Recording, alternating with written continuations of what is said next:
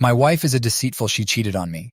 When we split up, she deliberately cheated on me under the pretense this is your child to get back to me. Vindictive former partner claimed I was unfaithful and falsely stated she was expecting to trap me. But the baby wasn't mine. I'm a 30-year-old man, and I've been dealing with some serious drama lately. My ex-girlfriend, Alice, 24, and I had a pretty ugly breakup about 5 to 6 months ago. We'd been together for 3 years, and things had been getting tense for a while. Now she's dropped a bombshell on me, and I'm not sure how to handle it. To give you some context, Alice and I met through mutual friends at a concert. We connected instantly, and for the first year and a half, everything was amazing. We had similar hobbies, loved spending time together, and even discussed our future together. I work as a web developer, and Alice is a digital artist. Both of our jobs are demanding, but we always made time for each other. Initially, our relationship was like a romantic movie. We'd go on impromptu weekend getaways, try new eateries, and spend lazy Saturdays binge-watching movies. We introduced each other to our families, and everything seemed ideal. My parents adored her, and her parents seemed to like me too. But as time went on, issues began to surface. It started with small things. Alice would make remarks about how much time I spent at work, or how close I was with some of my female friends. Initially, I didn't think much of it, assuming it was just normal relationship stuff. However, things quickly escalated. Alice became increasingly jealous and possessive. She'd get upset if I hung out with my female friends, even in group settings. She started checking my phone when I wasn't looking and questioning me about every text or call I got. I tried to reassure her, but nothing seemed to help. One time, I was out with my best friend Tom and his girlfriend for dinner. Alice was supposed to join us but had to cancel last minute due to work. Later that night, she called me in tears, accusing me of lying about who I was with because she saw an Instagram story from a mutual friend who happened to be at the same restaurant. It took me hours to calm her down and convince her that I wasn't cheating. Things got worse when I started a major project at work. I was putting in extra hours, often coming home late. My team included a few women, and Alice couldn't handle it. She'd call me multiple times during the day, show up at my office unexpectedly, and even started following me to catch me in the act. I tried everything to make her feel secure. I offered to let her meet my coworkers, shared my location with her, and even considered quitting the project. But nothing was enough. The constant accusations and lack of trust were wearing me down. The final straw came when she accused me of cheating on her with a coworker named Jenny.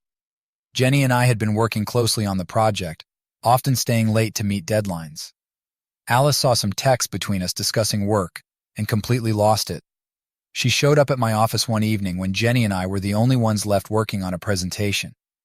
Alice burst into the conference room screaming and crying. She accused Jenny of trying to steal me away and called her all sorts of horrible names. I tried to calm her down, but she was hysterical. She screamed at me and threw a coffee mug at me, missing thankfully. Security had to be called to escort her out. I was mortified, and Jenny was understandably shaken. The next day, I had to explain the situation to my boss. He was understanding, but warned me that this couldn't happen again. Jenny was professional about it, but things were awkward between us after that. Some of my other coworkers started treating me differently too, like I was the guy with a crazy girlfriend. After that incident, I knew I couldn't continue the relationship. I took a day off work and went to Alice's apartment to break things off. I explained that her lack of trust and constant accusations had become too much to handle. I told her that her behavior was affecting not just our relationship, but my work and other friendships too. She didn't take it well. There was a lot of yelling, crying, and name-calling. She accused me of never loving her, of using her, of cheating on her throughout our relationship. She even threw some of my stuff out the window of her apartment. It was ugly, to say the least. As I was leaving, she threatened to make me pay and ruin my life for breaking her heart. I didn't think much of it at the time, chalking it up to the heat of the moment. I was just relieved to be out of the relationship. For the next few weeks, Alice kept trying to contact me. She'd call, text, and even show up at places she knew I frequented.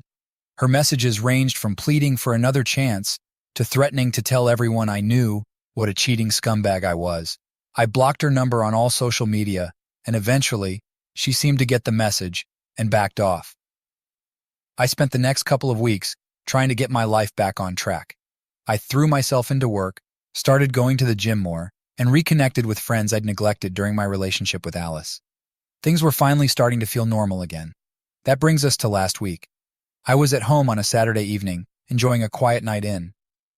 I'd ordered Chinese food, poured a glass of wine, and was settling in to watch a documentary when there was a knock on my door. I wasn't expecting anyone, so I was a bit confused. I opened the door, and there stood Alice. She was pale and looked like she hadn't been sleeping well.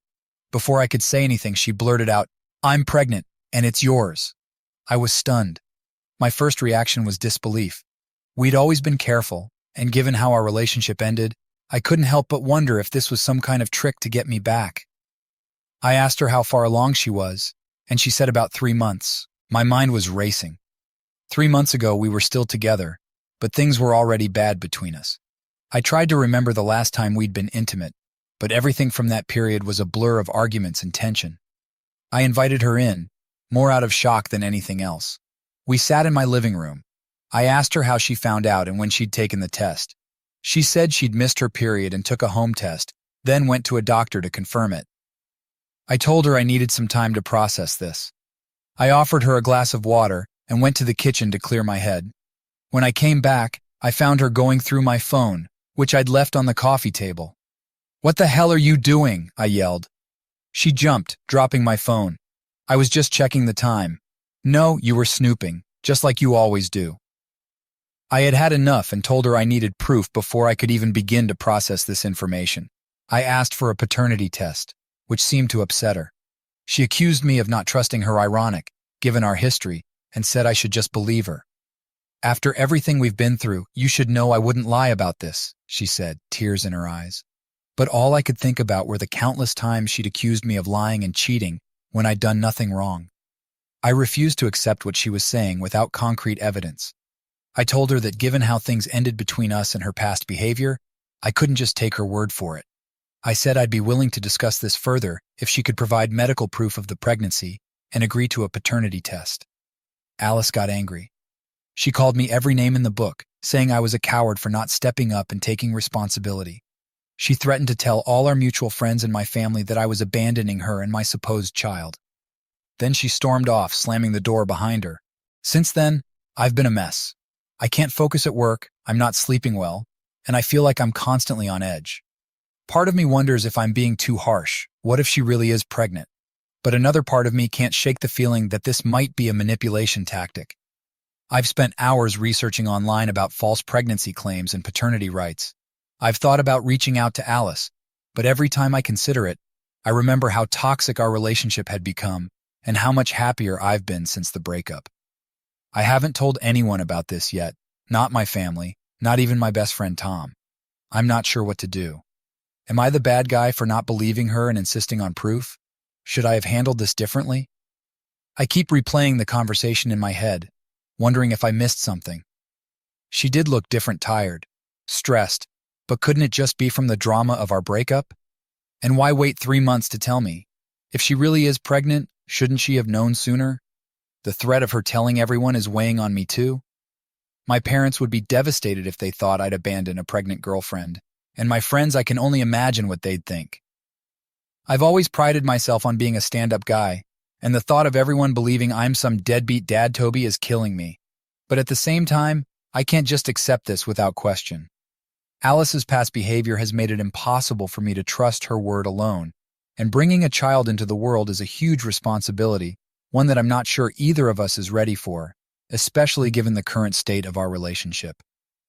I've thought about reaching out to some of our mutual friends to see if they know anything, but I'm worried about the rumor mill starting before I even know what's really going on. And what if Alice hasn't told anyone else yet? I don't want to be the one to spread this information if it turns out to be false. There's also a small part of me that's terrified of the possibility that it might be true. I'm not ready to be a father. Alice and I had talked about kids in the abstract someday, in the future, but never as an immediate reality. And the thought of being tied to Alice for the rest of my life, given how toxic our relationship had become, it's overwhelming. I've even considered the possibility that the child might not be mine, even if she is pregnant. Given how accusatory she was about my fidelity, could she have been projecting? Could there have been someone else? It's a horrible thought, but I can't help but consider every possibility. The more I think about it, the more confused and frustrated I become.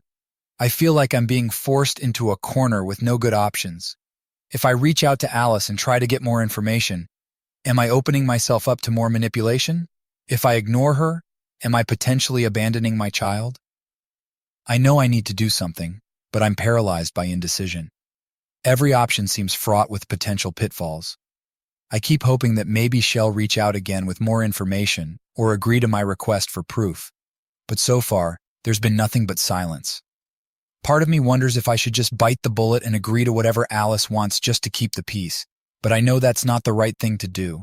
If there really is a child involved, they deserve parents who are sure and committed, not someone who's just going along with it to avoid conflict. I've even considered seeking legal advice, but that feels like such a drastic step. What if this all turns out to be a misunderstanding or a false alarm? Would I be overreacting by getting lawyers involved at this stage?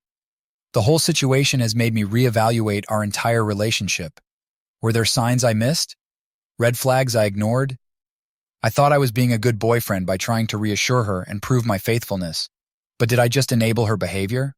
Should I have ended things sooner? It's been a week since Alice showed up at my door, and I feel no closer to a resolution. Every day that passes feels like a ticking clock. If she really is pregnant, decisions will need to be made soon. But how can I make any decisions when I'm not even sure of the basic facts? I keep asking myself, am I the jerk for insisting on proof? Should I have been more sympathetic, more trusting? Or am I right to be cautious given our history? I honestly don't know anymore. So here I am, turning to the internet for advice. I know it's a complex situation, and maybe I'm not giving you all the details you need to make a judgment, but I'm at my wit's end here. I need some outside perspective. Am I the jerk for not believing my ex-girlfriend and insisting on proof of her pregnancy? Or am I justified in my caution given our history? What would you do in my situation? Update 1. Hello everyone. It's been about a month since my original post, and a lot has happened. I wanted to give you all an update on the situation with Alice and her pregnancy claim. First off, I want to thank everyone who commented on my original post. Your advice and perspectives really helped me gain some clarity on the situation. Many of you suggested that I should stand my ground and insist on proof, while others pointed out that I needed to be prepared for the possibility that Alice might actually be pregnant. After a few days of radio silence following our confrontation, Alice reached out to me via text. She apologized for her outburst and said she understood why I might have doubts.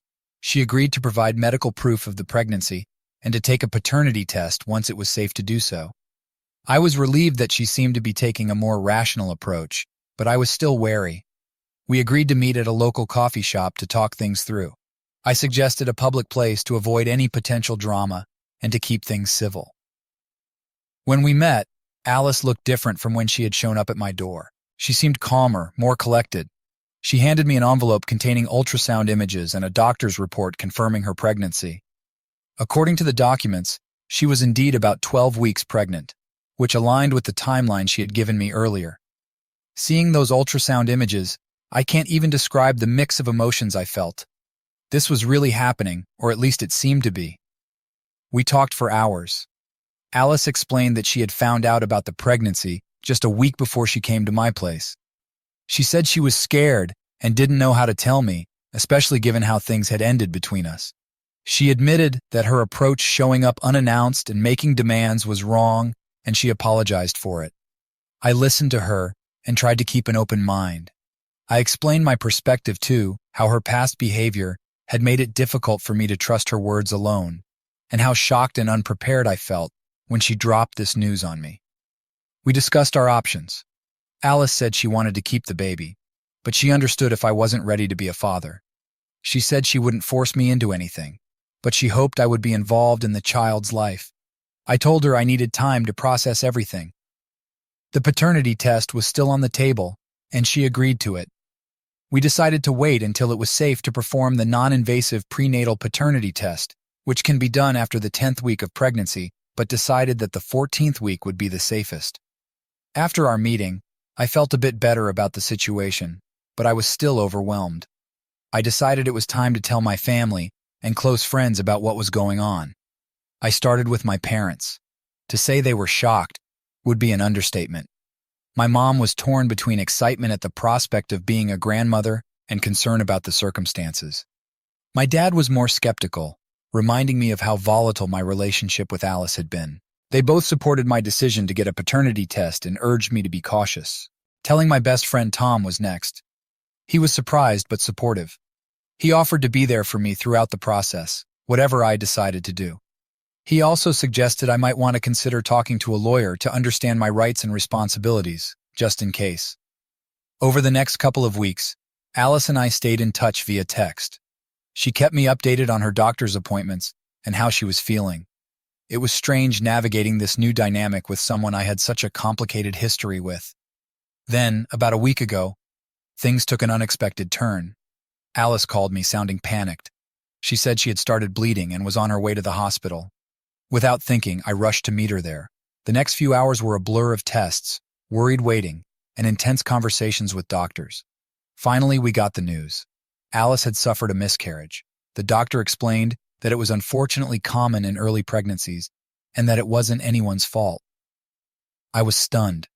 I hadn't even fully processed the idea of becoming a father, and now it was over. Alice was devastated. Despite our past issues, seeing her in so much pain was heartbreaking. I stayed with her at the hospital until she was discharged. On the drive back to her place, we barely spoke. Once at her apartment, Alice broke down. She apologized again for how she had handled everything, saying she had been scared and didn't know what to do. She admitted that her past behavior, the jealousy, the accusations, had been wrong, and losing the baby had made her realize how much she had messed things up between us. I listened to her, feeling a complex mix of emotions.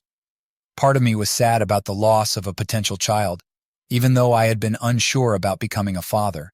Another part felt relief, which then made me feel guilty. And there was still a small voice in the back of my mind, wondering if this whole thing had been real. I asked Alice if she had told anyone else about the pregnancy. She said no, that she had been waiting to get past the first trimester before telling her family and friends. So now only my parents, Tom, and I knew about the whole situation. We talked for hours that night about the pregnancy, about our failed relationship, about where we go from here. Alice said she was going to start therapy to work on her trust issues and jealousy.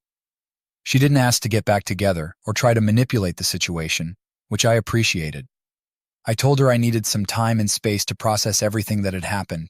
She understood and agreed that it was probably for the best if we didn't see each other for a while. As I left her apartment that night, I felt drained but also somewhat relieved. The roller coaster of emotions over the past few weeks had been exhausting. Now, a week later, I'm still trying to make sense of everything that happened. I've been seeing a therapist to help me work through my feelings about the whole situation. It's been helpful to have a neutral party to talk to. I've also been doing a lot of thinking about my relationship with Alice and my own behavior. While I still believe I was right to ask for proof of the pregnancy, I've realized that there were times in our relationship where I could have communicated better or been more understanding of her insecurities. Alice and I have texted a few times since that night. She's been going to therapy and says it's helping her understand her behavior better. She's apologized again for how she treated me during our relationship and for how she handled the pregnancy news. I'm not sure what the future holds for us. I don't think we'll ever get back together romantically. Too much has happened, and I think we're better off apart. But I'm open to the possibility of eventually developing a friendship once we've both had time to heal and grow. As for the question of whether the pregnancy was real or not, I honestly don't know. The medical documents seemed legitimate, and the doctors at the hospital confirmed that Alice had miscarried. But given our history, there's still a part of me that wonders. I've decided that for my own peace of mind, I need to accept that it was real and move forward from there. I've learned a lot from this experience about communication, about trust, about how past actions can have long-lasting consequences on relationships. I'm trying to take these lessons and use them to become a better person and a better partner in the future. My parents and Tom have been incredibly supportive throughout this whole ordeal. They've listened when I needed to talk, given advice when I asked for it, and just been there for me. I'm grateful to have such a strong support system. Looking back at my original post, I can see how shocked and confused I was. I still stand by my decision to ask for proof, but I also understand now why Alice might have reacted the way she did initially. Fear and hormones can make people act in ways they normally wouldn't. To those who asked in the comments of my original post, no, I haven't told any of our mutual friends about what happened.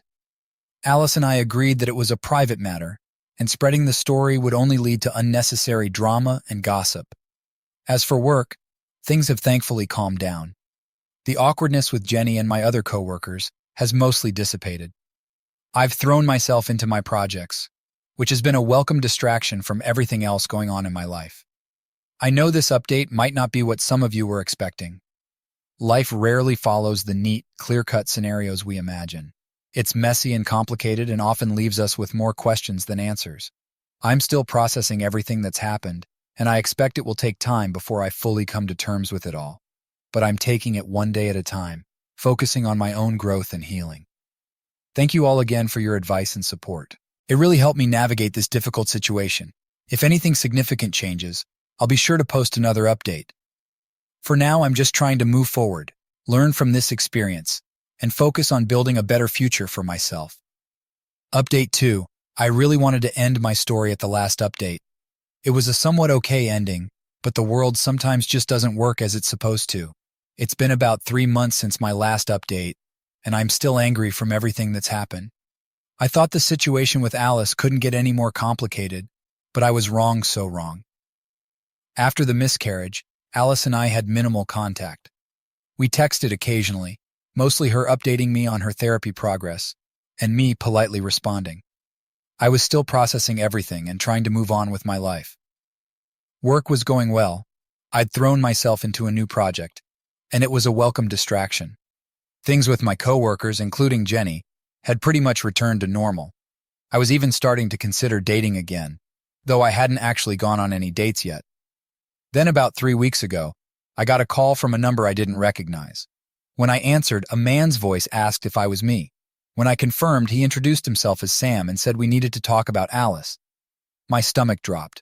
I asked who he was, and he said he was Alice's ex-boyfriend. Apparently, they had dated for a few weeks during a period when Alice and I were on a break.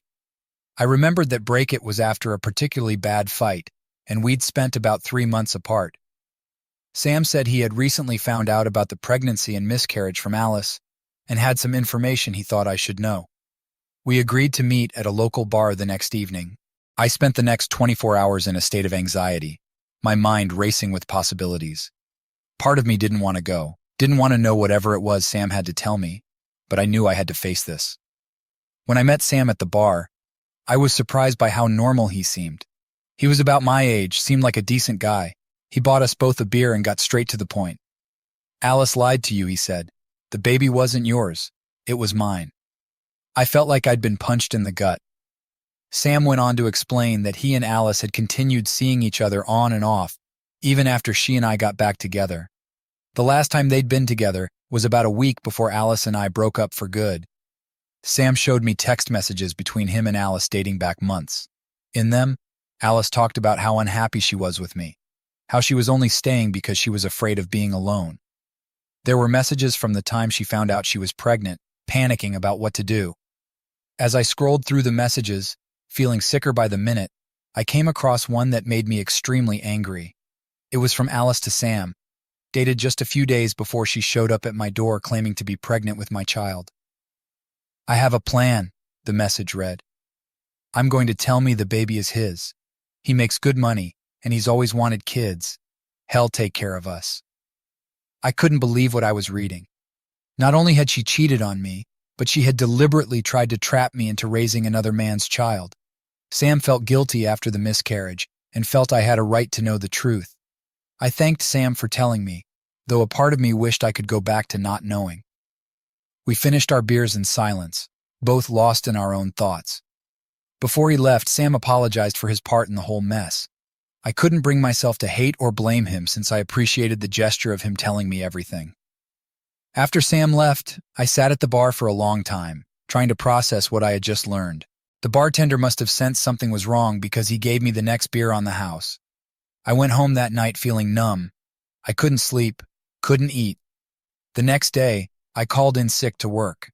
I needed time to think. I spent the day alternating between anger and disbelief. How could Alice have done this? How could she have lied so easily, so thoroughly? And how could I have been so blind? I thought back to all the times Alice had accused me of cheating, all the jealous outbursts and invasions of privacy. It had all been projection. She was the one cheating all along. After a day of stewing in my own thoughts, I knew I had to confront Alice. I couldn't let this go unanswered. I texted her, asking if we could meet. She agreed, probably thinking it was just another check-in. We met at the same coffee shop where she had shown me the ultrasound pictures. As soon as she saw my face, she knew something was wrong. Before she could say anything, I laid it all out. I told her about my meeting with Sam, about the text messages, about everything I now knew. For a moment, she looked like she was going to deny it. But then she started crying, saying she was sorry and that she never meant for things to go this far. I asked her how she could do this to me, how she could lie about something so huge, try to trap me into raising a child that wasn't mine. She said she had been scared and desperate, that she thought if she could just get me to accept the baby as mine, everything would work out. I told her that what she had done was unforgivable, that she had not only betrayed my trust in the worst way possible, but that she had been willing to bring an innocent child into her web of lies. Alice begged for forgiveness, said she would do anything to make it right, but I knew there was no making this right. The trust between us was irreparably broken. I told her that I never wanted to see her or hear from her again. I said that I hoped she would continue with therapy because she clearly needed help. Then I got up and walked out, ignoring her pleas for me to stay and talk. The next few days were a blur. I told my parents and Tom what had happened. They were furious on my behalf. My mom wanted to call Alice and give her a piece of her mind, but I asked her not to. I just wanted to be done with the whole situation. I also decided to tell a few of our mutual friends. I knew Alice might try to spin the story, and I wanted to get ahead of it. I didn't go into all the details, just said that Alice had cheated on me and lied about the pregnancy. Most of them didn't know about the drama that was going on and were shocked and supportive of me. One friend, though, admitted that she had suspected Alice might be cheating. She said she had seen Alice with another guy a few times, but wasn't sure if it was anything serious. She apologized for not telling me sooner. I was hurt that she hadn't said anything, but I understood why she hadn't wanted to get involved. At work, I finally told Jenny the whole story. She was incredibly understanding and supportive. She even admitted that she had always thought Alice seemed off but hadn't wanted to say anything negative about my girlfriend. We've actually grown closer through all of this, and I'm starting to see her in a new light. Who knows, maybe something might develop there in the future. As for Alice, I haven't heard from her since our confrontation at the coffee shop. I've blocked her number and on all social media away, and then to find out it was all a lie, it's been tough. But I'm also relieved that I found out the truth before it was too late. Relieved that I'm not tied to Alice for the rest of my life. I've been focusing on myself these past few weeks. I've gotten back into running, something I used to love but had given up during my relationship with Alice. I'm reading more, spending time with friends, and even thinking about taking a solo trip somewhere. Work has been a great distraction. I've thrown myself into the new project and my boss has noticed. He's hinted that a promotion might be in my future if I keep it up. It's nice to have something positive to focus on. As for dating, I'm not ready to jump back into anything serious yet. I need time to heal and to learn to trust again. But I'm not closing myself off to the possibility of meeting someone new when the time is right. I've learned a lot from this whole experience about myself, about relationships, about trust. I've learned that it's important to trust your instincts. If something feels off, it probably is. To those who followed my story from the beginning, thank you for your support and advice. You helped me see things more clearly when I was too close to the situation to do so myself. If there's one thing I want people to take away from my story, it's this: trust is precious. And once it's broken, it's incredibly hard to rebuild. Don't stay in a relationship where you're constantly doubting your partner or yourself. And if someone shows you who they really are, believe them the first time. As for me, I'm taking things one day at a time. Some days are harder than others, but overall, I'm doing okay. I'm looking forward to the future, whatever it may hold, and I know that whatever challenges come my way, I'm strong enough to face them. This will be my final update on this situation. It's time for me to close this chapter of my life and move on. Thank you all again for your support throughout this crazy journey. Here's to new beginnings and better days ahead. Update 3. It's been about 11 months since my last update, and I honestly didn't think I'd be writing another one. I thought the Alice chapter of my life was closed for good, but life has a way of throwing curveballs when you least expect them. After everything that happened with Alice and the revelation about her cheating, I focused on moving forward with my life. I threw myself into work, continued with therapy, and started rebuilding my social life. Things were going well, all things considered. The promotion my boss had hinted at came through. I'm now leading my own team on a major project, which has been challenging but rewarding. Jenny and I have been working closely together, and I have to admit, there's definitely been some flirting going on. We haven't acted on it yet, mostly because I've been cautious about getting involved with a coworker after everything that happened with Alice, but the attraction is there. Then, about a month ago, everything changed again. I was at the grocery store one evening, just picking up some things for dinner, when I quite literally ran into Sam. Yes, that's Sam, Alice's ex-boyfriend, the one who had told me the truth about the baby. We both stood there for a moment, shocked at the coincidence. Then Sam asked if I wanted to grab a coffee and talk. I hesitated at first. Did I really want to revisit all of that? But curiosity got the better of me, and I agreed. Over coffee, Sam filled me in on what had been happening with Alice. Apparently, she'd had a complete breakdown after our confrontation. She'd quit her job, moved back in with her parents, and had been in intensive therapy. Sam had kept in touch with her parents, feeling somewhat responsible for her state. What he told me next was that Alice had recently discovered that she was pregnant again, and this time, it was definitely Sam's. They weren't back together, but he was planning to co-parent with her. I sat there angry. Why should Alice get to have a baby when she had lied about the last one? But another part of me felt relieved that it wasn't me in Sam's position, tied to Alice for the rest of my life. Sam seemed genuinely excited about becoming a father, though he admitted he was nervous about co-parenting with Alice given their history. He said Alice had made a lot of progress in therapy, dealing with her trust issues and manipulative behavior, but he was still cautious. Before we parted ways, Sam hesitated, then said, "There's something else you should know. Alice has been asking about you. She wants to apologize in person for everything she did." I told Sam I'd think about it, but I wasn't making any promises. Over the next few days, I couldn't stop thinking about what Sam had told me. I talked it over with my therapist, trying to sort out my feelings. On one hand, I had no obligation to see Alice or hear her out. What she had done was unforgivable, and I had every right to keep her out of my life. On the other hand, a small part of me wondered if hearing her apology might provide some closure. After much thinking, I decided to meet with Alice. I figured it would be better to face this head-on, rather than always wondering what if. I asked Sam to arrange the meeting, making it clear that this was a one-time thing. We met at a park on a Sunday afternoon. I chose a public place, both for the neutrality and to avoid any potential drama.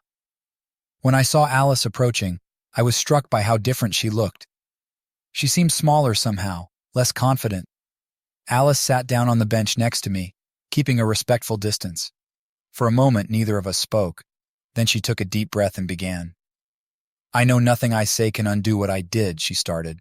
"But I want you to know how deeply sorry I am for everything, for the cheating, for the lies, for trying to trap you with a baby that wasn't yours. It was inexcusable, and I'll regret it for the rest of my life." She went on to explain that she'd been diagnosed with borderline personality disorder, which helped explain but not excuse some of her past behavior. She talked about the intensive therapy she'd been going through, learning to manage her emotions and insecurities in healthier ways. "I'm not telling you this to ask for forgiveness," she said. "I know I don't deserve that. I just wanted you to know that I understand how much I hurt you, and I'm doing everything I can to make sure I never treat anyone that way again." When she finished speaking, I took a moment to gather my thoughts. Then I told her that while I appreciated her apology, I couldn't forgive her not yet. The wounds were still too fresh, the betrayal too deep. But I did tell her that I hoped she would continue with her therapy and work on becoming a better person, especially now that she was going to be a mother. Alice nodded. She thanked me for listening and for being willing to meet with her. As she stood to leave, she paused, then said, "I truly am happy for you, you know. Sam told me about your promotion and about Jenny. I hope it works out for you. You deserve to be happy." With that, she walked away. I sat on that bench for a long time after she left, processing everything that had just happened. It wasn't the dramatic confrontation I might have imagined. Instead, it felt like the quiet closing of a door, the final end of a chapter in my life. In the weeks since that meeting, I've done a lot of thinking about Alice, about our relationship, about everything that happened. I've realized that while I can't forgive her actions, I can let go of the anger I've been holding on to. It's not about excusing what she did, but about freeing myself from the negative emotions that have been weighing me down. As for my personal life, things have been looking up. Remember how I mentioned there was some flirtation going on with Jenny? Well, about a week after my meeting with Alice, Jenny and I finally addressed the elephant in the room. We decided to give dating a shot, with the agreement that we'd keep things professional at work and be open with our boss about the situation to avoid any potential conflicts of interest. It's early days yet, but being with Jenny feels different from any relationship I've had before. There's a level of trust and open communication that I never had with Alice. We're taking things slow, both of us aware of the potential complications of dating a coworker, but so far, it's been really good.